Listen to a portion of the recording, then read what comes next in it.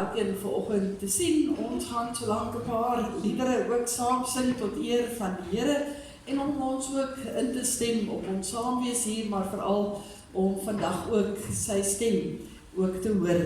Ons begin met 'n liedboeklied, lied 212, baie bekende loflied, loof die Heer, hy is goed, loof sy heilige naam. Dis 3 kort verse, ons sing al 3 die verse.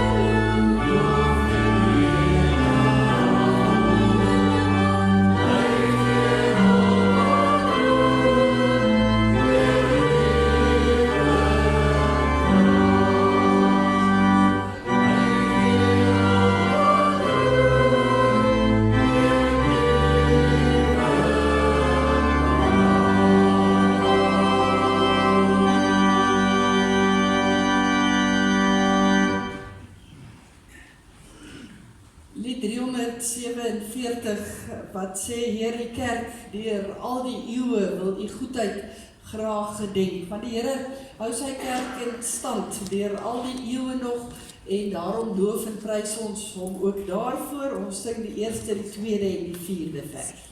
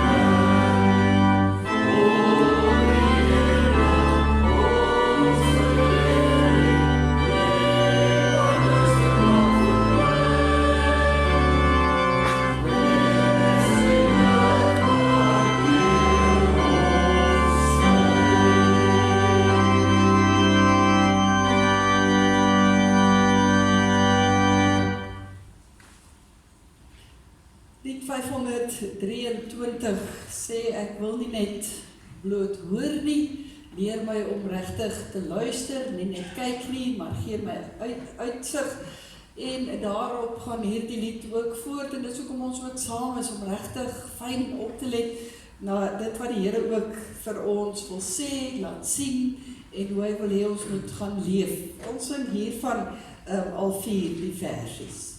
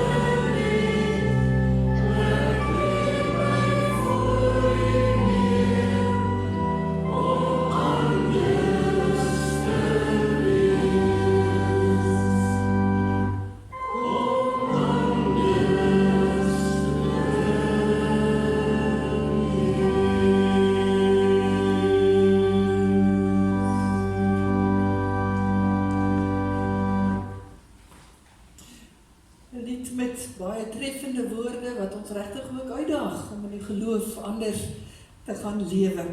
Ons sing lied 270, soos lig wat skyn, skyn die lig van die Here op ons, kom ons leef dit ook, as ons die lig gaan laat skyn. Ons sing hiervan die eerste en die tweede vers.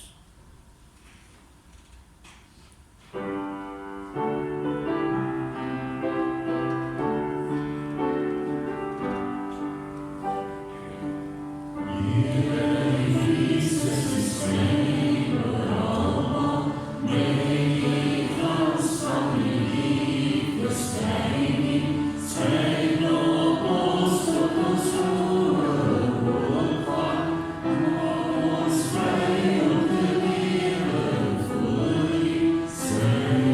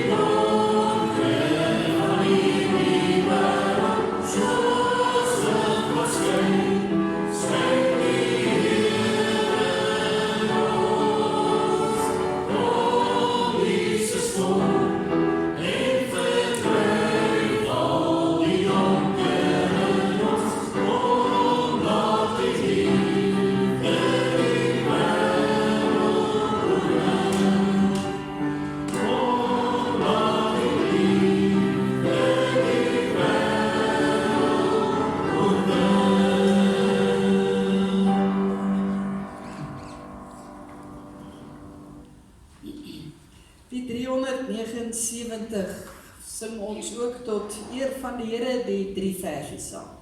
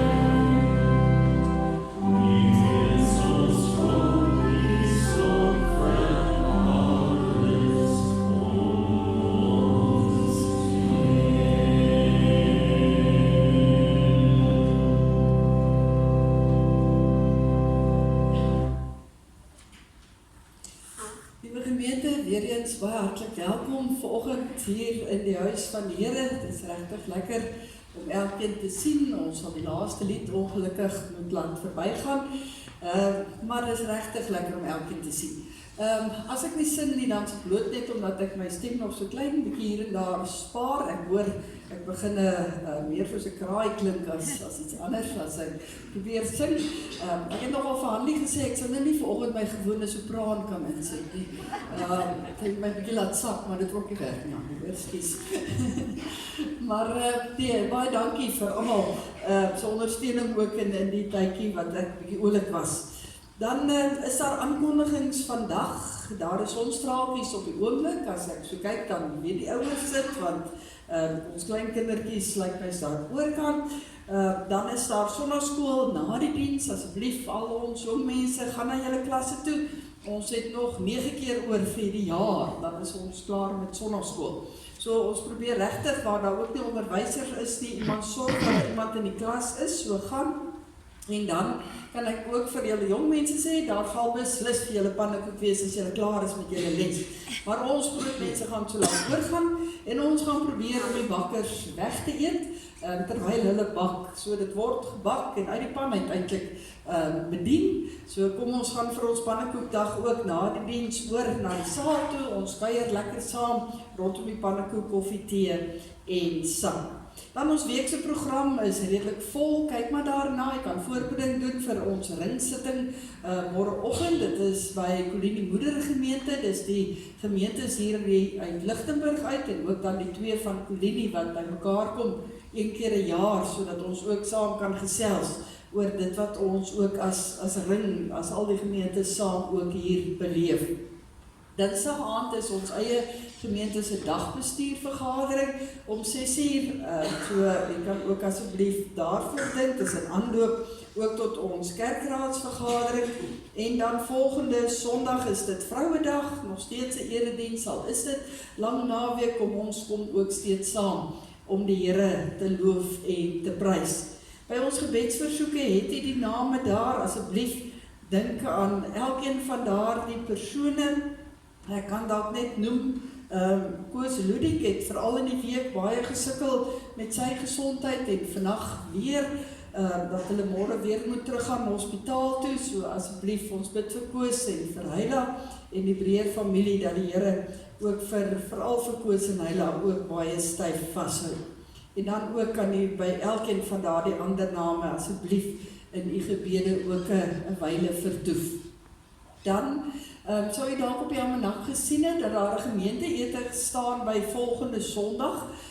Dit was in 'n oomblik van swakheid daar gesit, want dit is 'n lang naweek, so ons weet, dit gaan nie werk nie, so ons het 'n bietjie aangeskuif, net 2 Sondae aan, na die 23ste, wat ook ons Bybelsondag is, en wat 'n kinderdiensgeleentheid is. Dis weer net 'n wegneemete, dis nie 'n aansitete nie, maar dit het baie goed gegaan met die ete toe ons dit met Vadersdag gedoen het, so ons doen dit weer met Bybelsondag die 23ste Augustus. Die spyskaart is daar op die blaadjie aangebring, lekker warm winterskos, so bestel gerus by Christa by die kantoor, of stuur vir ons net 'n boodskapie van hoeveel etes u verkies, en dan daardie dag kan u dit net na die diens dan ook afhaal. Die ander dinge gaan ek nie in detail by stil staan nie, net nog 2 saakies. Baie dankie Hannetjie Vol vir die baie mooi blomme uit die tuin uit, dink ek. Dit wil gedoen wees, daar by my staan ook so 2 wat so mooi blom, maar dit is wonderlik om 'n stukkie van ons natuur ook so te sien. En dan, geliefdes, het ons hier die bandjies van die kankerkliniek gekry, wat hulle vra dat elke gemeente 'n aantal van hulle ook verkoop. Nou besef ek, dit help nou nie eintlik om dit Sondag hier te sê en jy gaan nie spesiaal kerkkantoor toe ry om een te gaan kry nie. En daarom gaan hier na die tyd ook 'n ouderling of 'n diaken hier by die blomme wees met die sakkie met al die bandjies. Ek dink ons moet 40 verkoop, R25 elk. As jy graag enetjie wil hê, dat laasweek blykbaar kinders gevra of hier nie is nie, so hulle is nou hier. Kom maak 'n draai. Ek dink is by Christa en Japie. Na die diens hierso ook by die blomme, of as iemand net sommer die sakkie wil koop en dit wil uitdeel, is julle ook baie welkom. Maar ja, dit is hier in die diens beskikbaar. Ek gaan daar haltroep met die aankondigings. Ek vertrou u sal self fyn oplet na die res wat hier ook neergepen is. Ons het 'n besige kwartaal op hande, maar ons gaan voluit om ook so vir die Here te leef. Kom ons word dan 'n paar oomblikke stil, dan roep ons die Here aan.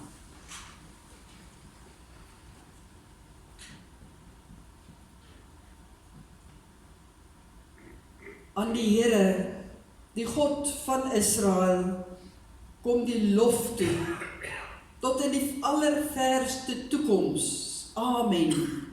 Ja, amen. Liefdes, genade, barmhartigheid en vrede vir u van God die Vader, deur die Seun Jesus Christus en deur die kragvolle en troostvolle werk van die Heilige Gees. Ons sing 'n loflied tot eer van die Here, lied 475, Allerhoogste Hemelvader, lofgesange, prys u naam. So kom ons sing uit volle bors hierdie 2 verse en dan vra ons ook, werk in die gemeente, Here, en ons is die Here se gemeente, in ons huise, waar ons ook al mag wees. Kom ons sing dit staande en dan kan u weer u plekke inneem.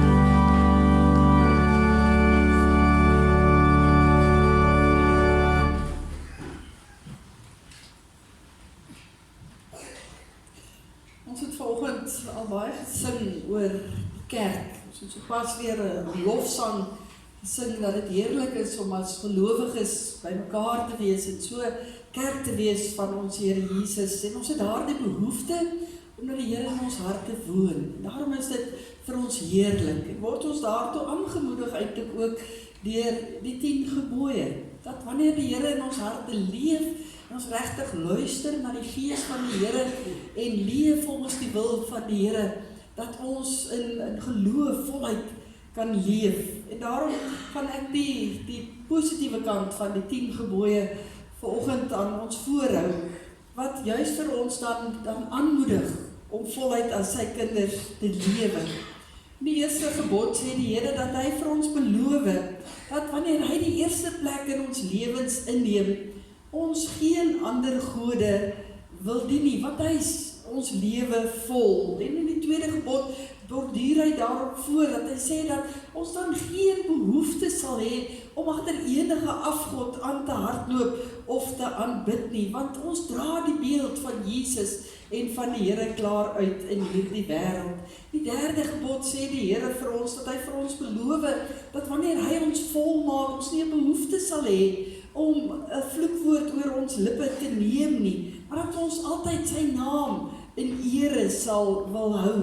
En in die vierde gebod sê die Here dan ook dat as hy 'n ereplek in ons lewe het, dat ons eintlik nie anders kan as om op 'n Sondag veral dan hier in die huis van die Here by mekaar te wees, saam met ander gelowiges. Dat is vir ons 'n vreugde, dis vir ons 'n heerlikheid.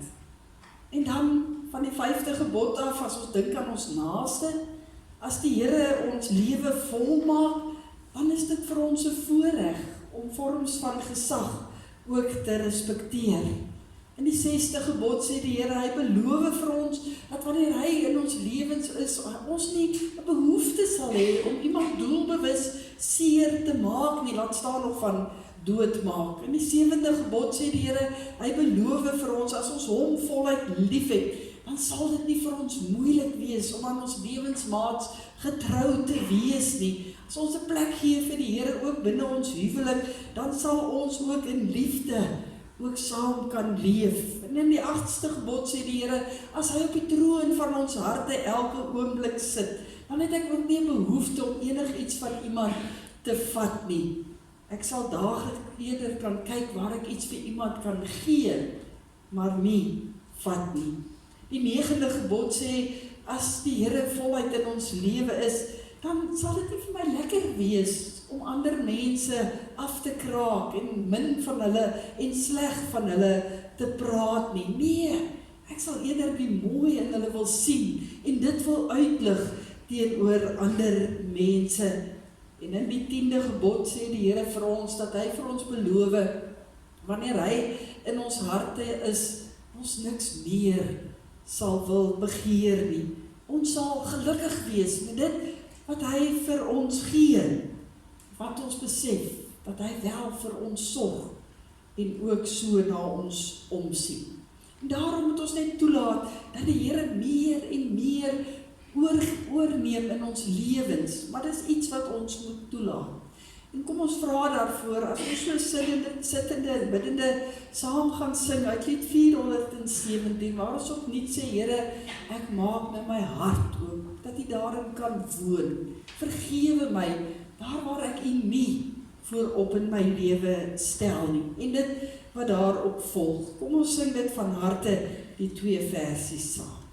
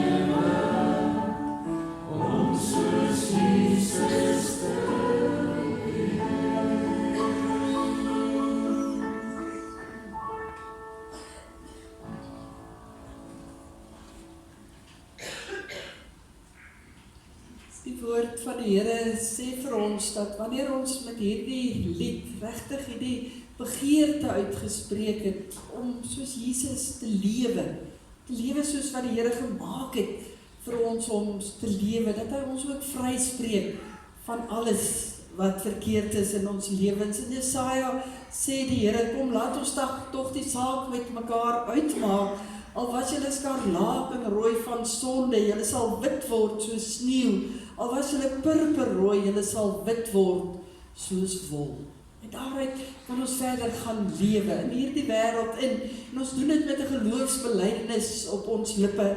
En daarom gaan ons staan en ons gaan hardop saam ons geloof bely.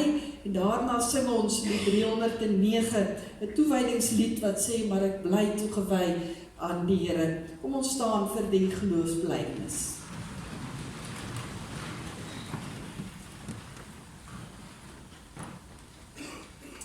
Ons bely hardop. Ek glo in God die Vader, die Almagtige, die Skepper van die hemel en die aarde, en in Jesus Christus, sy eniggebore Seun, onze Here, wat ontvang is van die Heilige Gees, gebore is uit die Maagd Maria, wat gelei het onder Pontius Pilatus, gekruisig is, gesterf het en begrawe is, en ter helle neergedaal het, wat op die derde dag weer opgestaan het uit die dode, wat opgevaar het na die hemel, en sit aan die regterhand van God, die Almagtige Vader, van waar hy sal kom om te oordeel, die wat nog lewe en die wat reeds gesterf het. Ek glo in die Heilige Gees. Ek glo aan 'n heilige, algemene Christelike kerk, die gemeenskap van die heiliges, die vergewing van sondes, die opstanding van die vlees en 'n ewige lewe.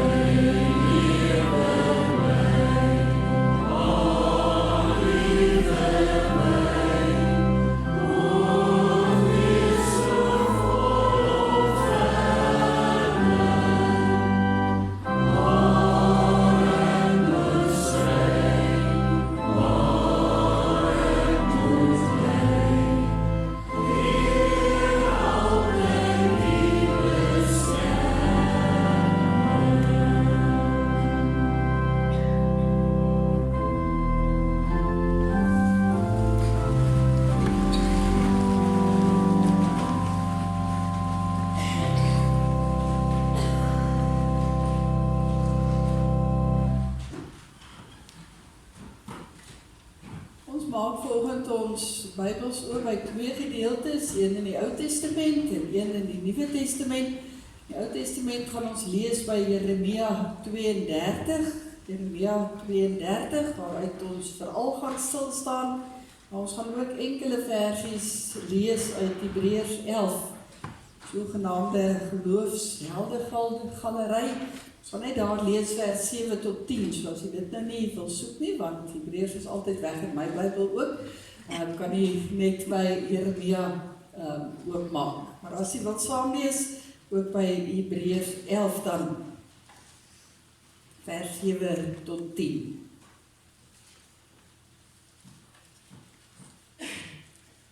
Jeremia 32. As jy die plekke het so in die woord van die Here, kom ons buig die hoofde, dan bid ons saam voordat ons lees.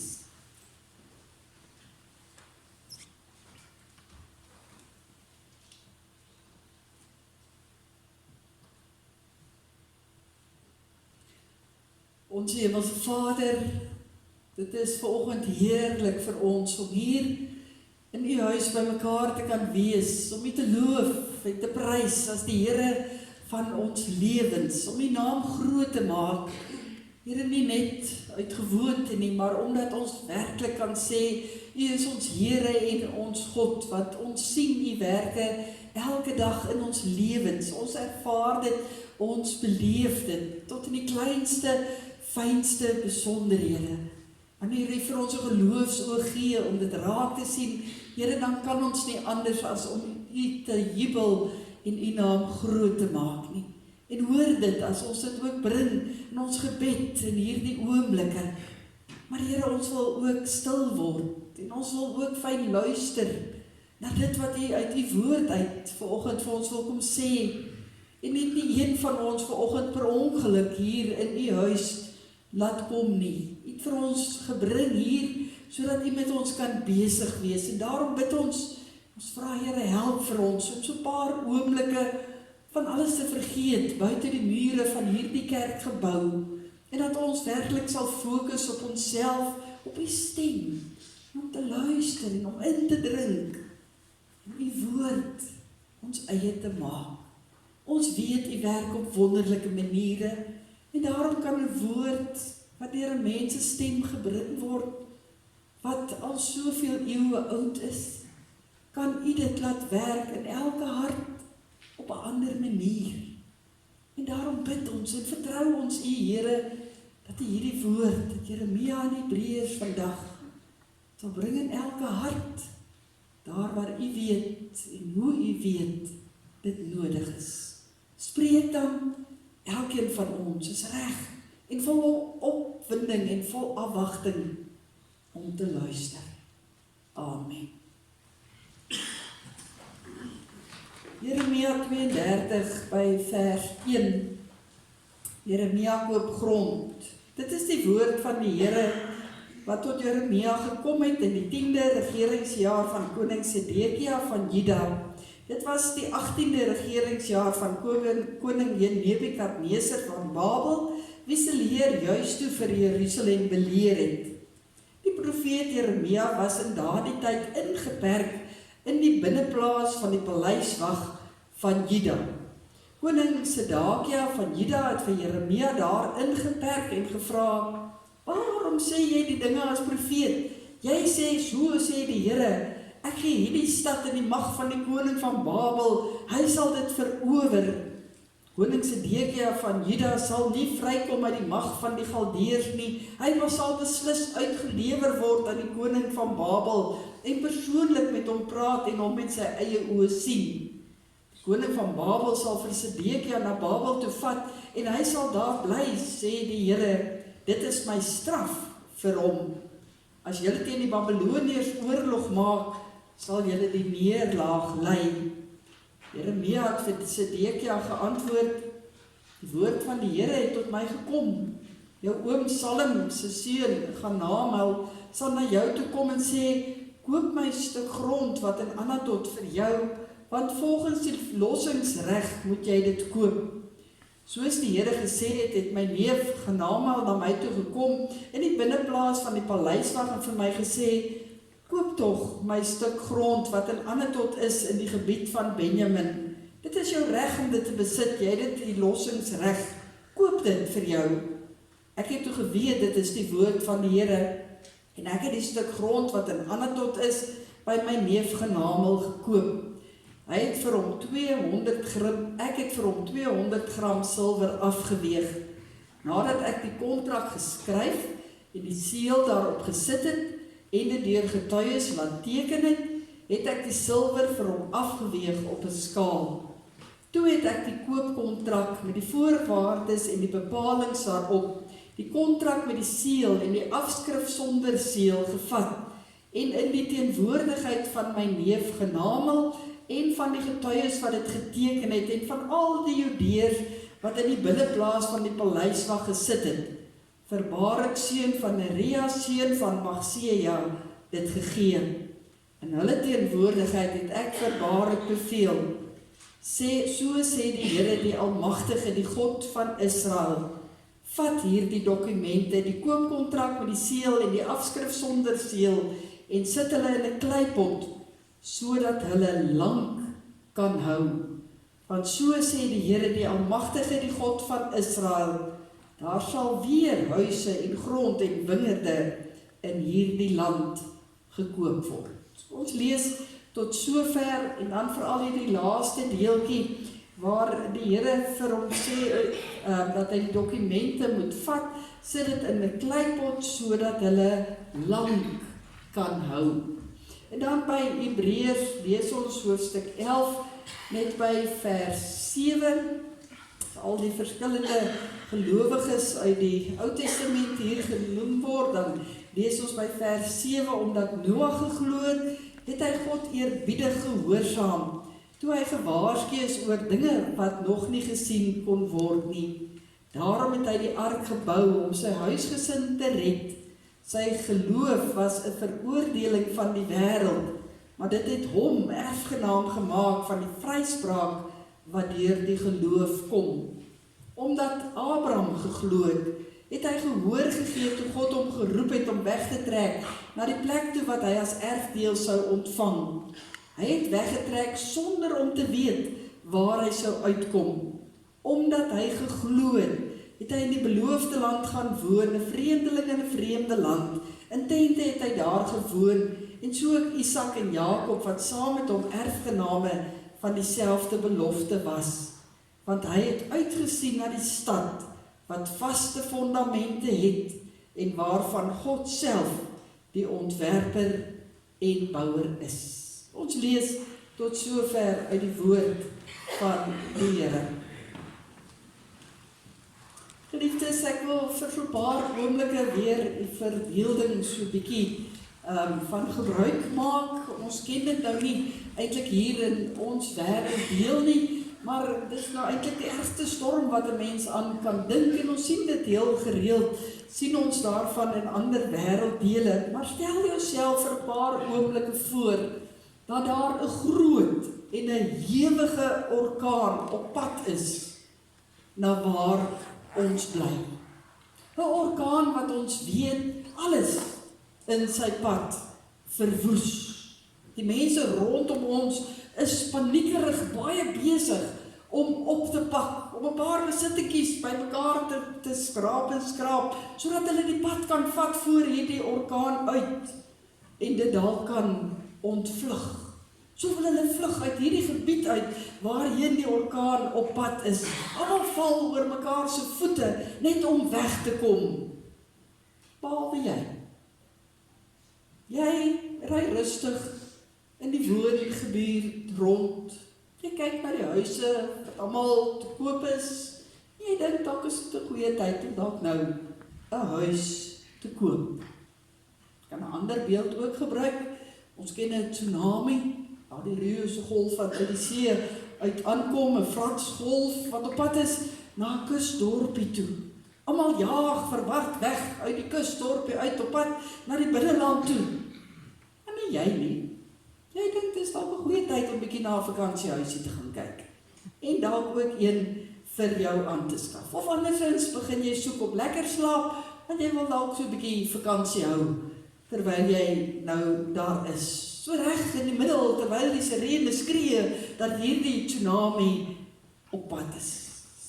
Ek dink, die meeste mense sal dink, daar is bietjie iets fout met my, of met ons, as ons so sou optree. Ons sal sê, ja, is tog, die persoon se koppie raas so bietjie. En dis eintlik wat presies gebeur het in die tyd van Jeremia.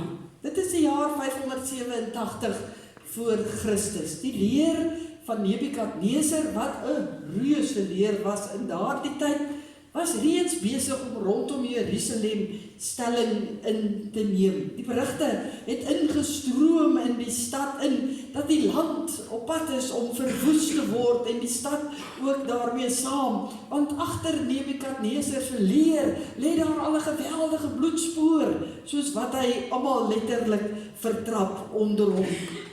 Daarom vir die mense daar in Jerusalem is daar nie meer sprake van 'n gewone daaglikse lewe nie. Nee, die mense het ook begin om te vlug. Hulle het begin om versterkings te bou, om dalk so 'n bietjie weerstand te kan bied.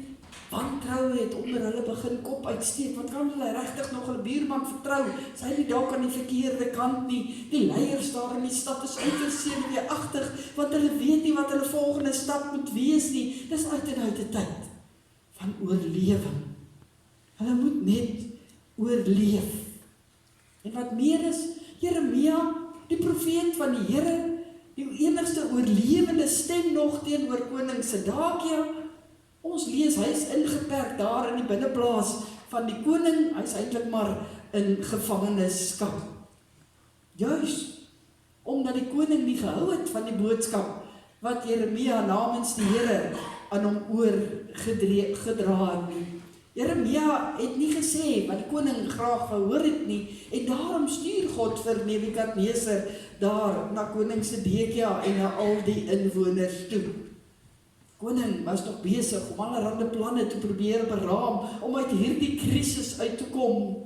Hy is baie besig om die hulp van ander volke daar rondom hom te probeer inroep om te sê, maar kom help ons asseblief dat ons net hier teen Nebukadneser kan standhou. Op so 'n manier wou hy weerstand bied, plaas daarvan om net te luister na wat Jeremia sê deur die Here. Jeremia se boodskap was dood eenvoudig gewees in hierdie krisistyd wat die volk beleef het. Die Here sê vir hulle, keer net terug na my. Kyk na my, aanbid my die lewende Here. Maar die volk wil niks weet nie, koning Sedekia wil niks weet nie. Hulle verval al meer in sonde, hulle is openlik ongehoorsaam teenoor die Here. Dit lyk of hulle totaal en al van die Here vergeet het. En God roep weer, deur Jeremia, keer terug na my, keer terug na die lewe, verander julle weer, en ek sal julle red. Maar gaan daarin voort, en julle sal vernietig word. En in hierdie krisis, as die volk nie wil luister nie, as die koning nie wil luister nie, kom God met hierdie baie rare opdrag aan Jeremia, om eintlik so iets nog deur te gee. 'n Opdrag wat sou Jeremia dit uitvoer, almal daar rondom hom ook sal dit sê, maar Jeremia het nou so 'n bietjie verloor. Sy koppie raas nou nog meer. Want wat moes Jeremia in daardie tyd doen, terwyl die leers van Nebukadneser nader kom? Hy word gestuur om 'n stuk grond te koop. 'n Stuk grond wat volgens hulle beslis deur koning Nebukadneser ingepalm sou word. En hy koop dit teen die mooi bedrag van 200 gram silwer. En almal reken seker, Jeremia gooi sy silwer letterlik in die water. Dis hoe hulle na Jeremia kyk. Hoe die mens God se opdrag aan Jeremia sou evalueer. Ons as mense sou ook dink, maar Jeremia voel seker nie baie lekker nie. Hoe kan hy dit nou doen as hy weet, daar gaan niks van kom nie. Hy gaan nooit eers daardie stukkie grond sien nie. Maar God gee vir Jeremia perspektief, 'n geloofsoog. Hy gee vir hom die geloof om anders te wees, om anders te sien in hierdie krisistyd van die volk se bestaan. En in hierdie opdrag van God dan aan Jeremia en sy uitvoering daarvan, is daar eintlik 'n diep stuk verkondiging van wat God vir die volk wil sê. En nie net vir die mense daar in Jeremia se tyd nie, maar ook vir ons in ons tyd, waar ons ook lees, want wanneer ons fyn lees, presies wat die opdrag is, wat God aan Jeremia gee, dan ontdek ons eintlik wonderlike dinge hier. Jeremia moes nie maar net gou gaan en daardie stukkie grond gaan koop nie, nee, dit moes op 'n baie spesifieke manier ook verloop. Jeremia moes seker maak dat 'n volledige koopkontrak opgestel word. Hy moes seker maak dat dit verseël sou word in daardie tyd, dat hulle dit met 'n ring verseël. En dan moes hy nog daardie verseelde dokument, saam met 'n afskrif wat nie verseël was nie, mooi in 'n kleipot sit. En hy moes daardie kleipot ook verseël. En daardie kleipot moes hy wegbêre. So dit gelees in vers 14, as die Here sê, so sê die Here die Almagtige, die God van Israel, vat hierdie dokumente, die koopkontrak met die seël en die afskrif sonder die seël, sit hulle in 'n kleipot, sodat hulle lank kan hou. Sodat hulle lank kan hou. En dis eintlik die kragtige boodskap van hierdie gedeelte, 'n boodskap waarmee God wil sê, in die krisisuur, glo, vertrou, gaan aan met jou geloof, met jou lewe voluit, soos wat ek dit vir jou bepaal. Want wat jy nou vandag in die geloof doen, is nooit nutteloos nie. Trouwens, die werklike betekenis van dit wat jy vandag in die geloof doen, en môre en die dag daarna, dit wat jy doen in die geloof, in jou grootste krisis, dit sal jy van sien later. Baie later, maar baie duidelik. Daarom sit die kontrak in die kleipot, sodat dit lank kan hou. Daarom hou vas in jou geloof met alles wat jy het, sodat dit lank kan hou. Sodat ek by jou kan wees elke oomblik. Want, ja, dit mag dalk nou lyk, mag dalk in die dae vorentoe lyk, asof ek nie meer by jou is nie, sê die Here. Jy mag daaraan begin twyfel, jy mag dalk wonder of ek nog ooit van jou weet, maar onthou dan, daar is 'n koopkontrak. Daar is 'n seël daarop geplaas, dis weggebêre veilig in 'n kleipot wat lank sal hou. Onthou, ek is getrou, sê die Here, wat van ewigheid tot ewigheid God is. En wat ek doen, is geldig, vir altyd en vir ewig. En eendag sal jy weet, daardie kontrak was altyd daar. Ek het dit altyd in stand gehou. Dit sal altyd daar vir jou wees. Dit is daar. Maar, nou, jy moet leef in die geloof. Leef met moed. Leef met die wete dat die lewende Here by jou is. Leef elke oomblik soos iemand wat glo, vasglo. Al lyk dit of niemand rondom jou meer glo nie. Al lag mense dalk vir jou in hierdie tyd.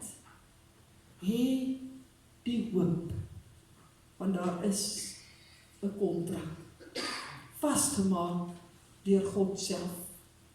Ons het van 2 ander voorbeelde in die Bybel gelees. Noag wat op 'n dag daar op droë grond nie eers naby 'n bietjie water nie, vir hom daar 'n boot begin bou, en almal die mense daar rondom hom lag hom uit en spot met hom en sê, hy is heeltemal mal. En hy verstaan nie mooi alles wat die Here vir hom sê nie, maar hy doen dit baie gehoorsaam in die geloof, soos God wat dit van hom vra. En wat gebeur? Nadat hy gedoen het wat die Here van hom gevra het, nadat hy in die geloof opgetree het en elke dag geleef het, sal hy later uiteindelik sien waarom God dit gedoen het en hoe hy sy lewe gered het. En net soos Abraham, in 'n tyd toe dit baie gevaarlik was om ver te trek, vat Abraham sy goedjies alles bymekaar, hy vat sy familie en hy trek, en hy weet nie eers waarheen hy trek nie. Almal rondom hom sê, Abraham, jy is seker nie baie lekker nie, wat gaan met jou aan? Maar hy trek, want hy doen dit in die geloof, want God het gesê, hy moet dit doen. En later sien ons word Abraham weer platgeslaan, want dan kry hy die onmoontlike opdrag om sy seun Isak te gaan offer. Maar hy gaan, want God sê hy moet dit gaan doen. En wat leer Abraham hieruit? Eers baie, baie later, God is getrou, God voorsien, God sorg, en elkeen van hulle, 'n Jeremia, 'n Noag, 'n Abraham, en so kan ek die ander uit Hebreërs ook gelees het, leer van geloofsvertroue, om vas te hou aan die Here, leer die vrugte van geloofsvolharding, al sien jy vandag niks nie, al weet jy nie of daar uitkomste is nie, al wonder jy oor môre, en sien jy net duisternis in môre, God het reeds môre in sy hand. God het dit reeds beplan. Hy sal sorg. Daarom het dit geweldige ware om teen alles in vas te hou in die geloof. Al is die opdraande hoe styl, hou vas. Al is dit met jou laaste kragte. Neem God op sy woord. Vertrou vir hom. En klim in die geloof. Met die wete, die Here is by jou. Hierdie boodskap wat God vir Jeremia, Noag en Abraham gee het, en ook vir ons vandag, is maar nie 'n boodskap wat net vir ons wil roep, vrede, vrede, alles sal reg wees nie. Hierdie boodskap wat God vir ons gee, is nie 'n boodskap van goedkoop troos nie. Hierdie boodskap is nie maar net om te sê, maar moenie bekommer oor môre nie. Nee, God se opdrag aan Jeremia, blaas die kontrak in die kleipot, sodat dit lang kan hou, het 'n baie definitiewe betekenis, want God weet, dat wanneer ons swaar kry, dan voel dit baie, baie lank, en dat ons op hierdie pad soveel keer kan begin twyfel, maar dat ons dan kan onthou, daar is 'n koopkontrak, die kleipot is nog daar, dit is God se belofte, hy sal die hele pad saam met my stap. Nou sit ons dalk en wonder, maar ons het nie kleipotte nie, ons het nie koopkontrakte nie, ons het, natuurlik het ons, in Jesus Christus het ons daar die kontrak, aan die kruis het God daar die kontrak met ons gesluit, het God vir eens en vir altyd kom sê, my kind, ek het jou lief, so lief dat ek my eie seun vir jou ook gee. Maak ek myself opnuut vas aan elke mensekind wat in my glo. Wil ek jou lewenspad saam met jou stap, deur die donkerste, diepste tye wat jy mag beleef, onthou, daar is 'n kruis, daar is 'n kontrak. En hierdie kontrak is vandag nog steeds so geldig, natuurlik ja, want vandag gaan ek en jy ons eie verwoeste, bekommerde, uitgedroogde, verwarde lewens voor God plaas, om net weer te hoor, maar kyk, ek maak alles nuut, ek verander alles, jy kan die pad stap, ek is by jou, en as jy die pad verlaat, jy kom terug, sal ek jou omarm, ek is altyd daar, sê die Here. Soek ons meer van 'n bewys. Jeremia, kan ons verder gaan lees, het nie te vergeefs daardie grond gekoop nie. Nou moes hy baie jare wag. Na dekades het die volk uit ballingskap teruggekeer. Was die koopkontrak en die grond nog daar. Eeue daarna is Jesus vir ons gebore. Daarna op 'n dag het God daardie kontrak opnuut verseël deur die bloed van ons Here Jesus Christus aan 'n kruis. En daarna op Pinkster, toe Jesus opvaar na die hemel om vir ons te gaan plek gereed maak, toe stuur hy sy Gees om ons te verseker, maar ek is by julle. Ek is onkeerbaar aan die werk in hierdie wêreld, in die lewens van mense, van my kinders en volke en oral op hierdie aarde. En daarom kom ons hou daarin vas. Laat ons met geloofsvolharding, met geloofsvertroue saam met God elke dag die pad stap. Natuurlik sal dit nie elke dag maanskyn en rose wees nie, maar in daardie oomblikke wat ek twyfel, daardie oomblikke wat die wêreld vir my laat voel, maar ek ek is nie meer reg om te glo in die Here nie, dat ek juis sal weet. Ek is duur gekoop deur 'n kontrak van Jesus aan die kruis. Ja, lewe en geloof maak nie die pyn in hierdie wêreld minder nie. Dit gee nie vir ons minder kommer en minder swaar kry nie. Maar ons lewens sal anders wees. Want God is daar, by ons. En daarom kan ons in die geloof leef, volhardend leef, van vandag en môre, en elke dag daarna, tot in alle ewigheid, sal God steeds Here wees. Daarin hou ek vas. Kom ons bid saam. Onse Hemelse Vader, ons leef in 'n wêreld waar ons as kinders van die Here al hoe meer onwelkom voel. Waar ons moet optree as ons regtig volgens U woord en U wil optree, absoluut teen die wêreld in. En is dit soms vir ons moeilik. En boonop loop die duiwel ook nog rond soos 'n brullende leeu en bring soveel twyfel en bekommernis en hartseer en pyn oor ons lewens. Maar dankie Here, dan vir daardie kontrak wat vas en seker staan, dat U ons God is, dat U ons Here is, en dat U by is by elkeen van ons al die dae van ons lewens.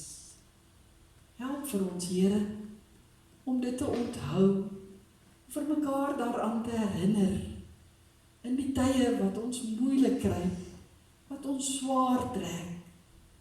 Gee Here dat ons as gelowiges vir mekaar kan omarm en sê maar ons stap verder hierdie pad van die geloof. Want dit is vir ons vas en seker gemaak deur die bloed van ons Here Jesus Christus aan 'n kruis. Jeremia het in 'n tyd wat totaal en al eintlik onwerklik was, in die geloof opgetree, en so ook in Noag en 'n Abraham, en kan ons voortgaan om soveel name uit die Bybel te noem. Kan ons soveel name uit die geskiedenis noem. Mense wat onwrikbaar teen alles in aan U vasgehou het, en U hulle verras het van hoe U by hulle is. Daarom Here, is ons bidend hier voor U. Ons kom sê, Here, ek maak nou my hart oop, dat U daarin sal woon, dat U die pad vooruit en met, en elke oomblik saam met my sal staan. Mag elkeen van ons dit in hierdie oomblikke bid. Ons bid vir ons gemeente in hierdie week, waar ons gaan kerk wees, waar ons ook al beweeg. Geef vir ons die moed, Here, om voluit in die geloof te leef, omdat ons weet, U kontrak met ons staan vas, en dit hou vir ewig. Amen. Daar is geleentheid om die Here te vereer met 'n offergawe.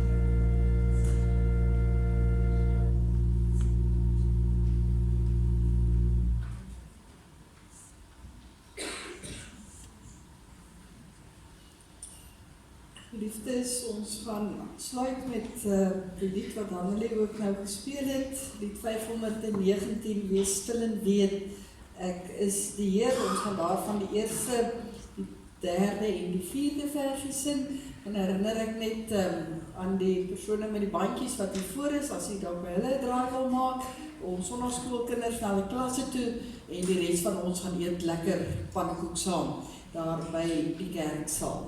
Kom ons sing lied 519.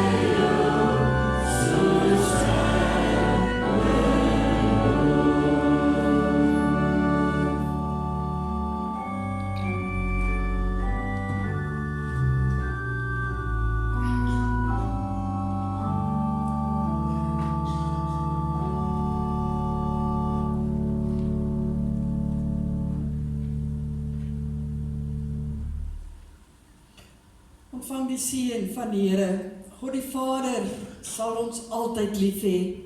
God die Seun sal ons altyd genadig wees. God die Heilige Gees sal ons altyd vertroos en ons in sy waarheid lei.